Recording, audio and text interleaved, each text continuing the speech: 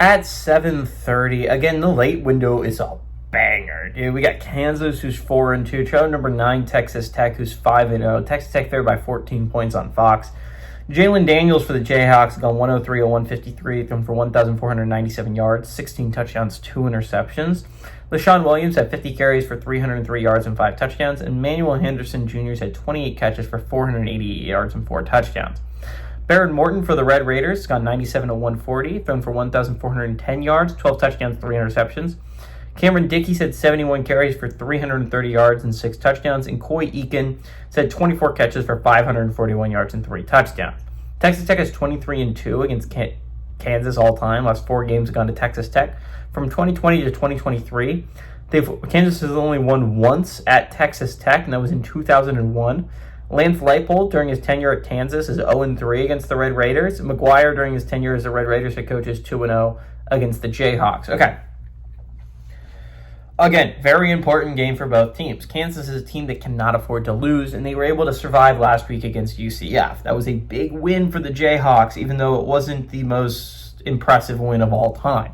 They survived against UCF 27-20. Texas Tech won handily last week against a Houston team, but I think there's a chance for a little bit of a letdown look ahead here, right? Texas Tech is coming off a game against Houston that I think was very important for a lot of people because it was an undefeated versus an undefeated. I think they really respected Houston, and they really went out there and hit that, right? This game falls in the middle of that game, and the next week they go to Arizona State, a game that is going to matter a lot to the Big 12 playoff picture. So if you're looking at it from Texas Tech's perspective, Kansas is kind of like the less important of those 3 games. Kansas is a really good football team. This is a 4-2 football team, but it's a football team that could easily be 6-0. This is a football team that barely lost to Cincinnati a couple weeks ago. Now, again, not a bad loss if you're Kansas. And this was a Kansas team that looked like they were going to beat Missouri before Missouri stormed back and won that football game. This is a really interesting quarterback versus quarterback matchup, too. Daniels versus Morton should be really exciting. Kansas is an interesting football team. Again, they're going to have to win out to put themselves in any kind of at-large conversation. But realistically, a loss to Cincinnati and a loss to Missouri probably isn't going to drag them down a ton. As long as Missouri looks solid and ends the year as a college football playoff team, and Cincinnati looks like they could be a team that could be competing there as well. Kansas 10-2 if they can get wins over Texas Tech and Iowa State and Utah. Those could be solid enough wins to offset the losses that Cincinnati and Missouri pick up.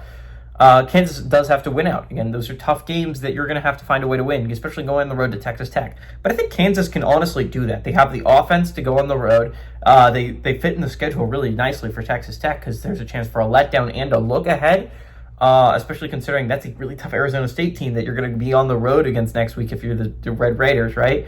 And this is a Kansas team that's 4-2. It's not a great football team. They just barely beat UCF last week with UCF's basically 3rd or 2nd string quarterback. But I think this is a Kansas offense that can literally go toe-to-toe with anyone. And I think when you're looking at the chances for an upset, I think that's a really big piece of it. Yes, they're going on the road. Yes, Texas Tech has home field advantage. But I think Texas Tech might be a little bit full of themselves with the top 10 ranking. I like the look ahead and a letdown here. I like the Jayhawks to go on the road and pull off this upset. Give me Daniels and the Jayhawks to do it on the road.